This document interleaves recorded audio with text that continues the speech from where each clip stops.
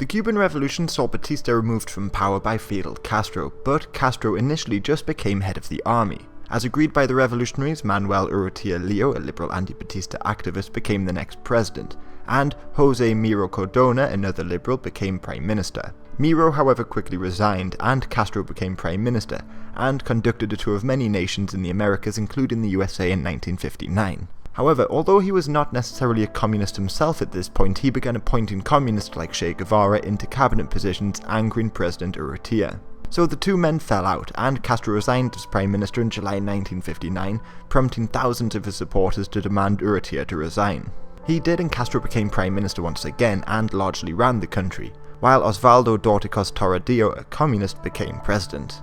Now in power, Castro began to introduce a wide range of policies and schemes, like building many schools, houses and hospitals. But he also nationalized many businesses and seized land from American companies, angering the US government and also powerful organizations like the Mafia and the United Fruit Company, which had a great deal of political influence in Central America. And Castro also began executing political opponents, banning political parties and censoring the press. So many joined the ongoing Escambray Rebellion, which was made up of Batista supporters and some of Castro's old allies who were angered by his undemocratic policies. They conducted sabotage raids from their mountain base and quickly found new allies in America and the Dominican Republic. Then finally Eisenhower accused Castro of being a communist and ordered the CIA remove him from power. The CIA had had success in overthrowing leaders like in Guatemala in 1954, but their sabotage raids and assassination attempts in Cuba failed. And so too did their embargo on Cuban sugar, which began when Castro nationalized oil companies in Cuba in order to refine Soviet oil.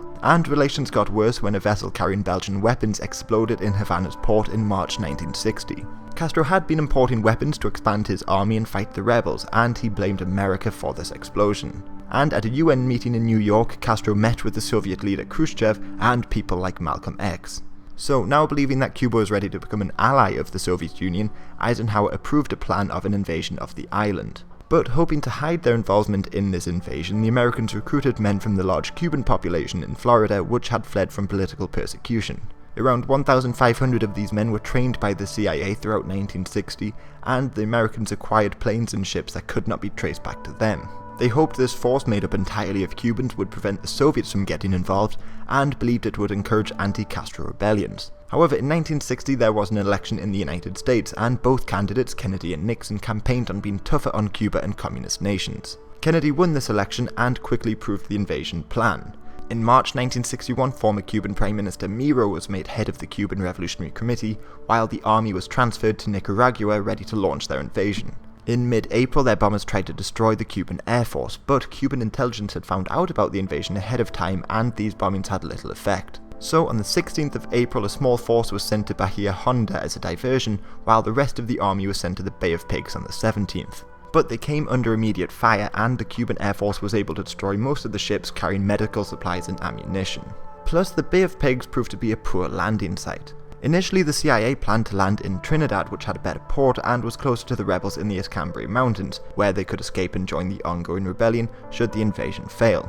The Bay of Pigs, however, was surrounded by swamps and a radio station which allowed Castro to be alerted and mobilize his army. 25,000 Cuban soldiers then descended upon the now poorly equipped invaders and defeated them within a couple of days. Most of the exiles were captured, and the Americans could not, as hoped, hide their involvement in this invasion. So, suffering a major knock to his prestige, Kennedy continued to try and assassinate or oust Castro through Operation Mongoose, but this too proved to be ineffective.